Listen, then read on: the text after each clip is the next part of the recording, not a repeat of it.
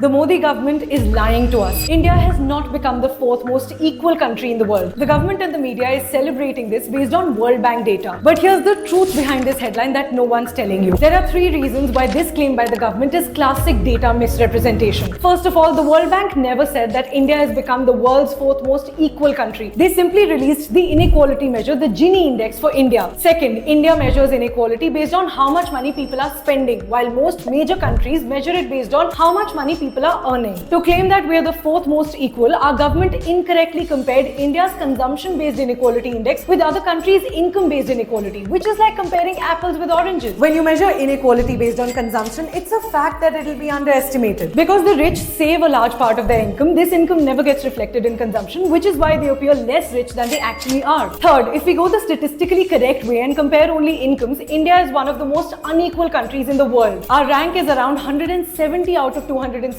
countries and not the fourth. In a country where income inequality currently is worse than even during the British Raj, where the top 1% hold 40% of the nation's wealth, where 20 crore people go to sleep hungry every night, such misrepresentation of data by the government and the national media is not just irresponsible, it's also dangerous.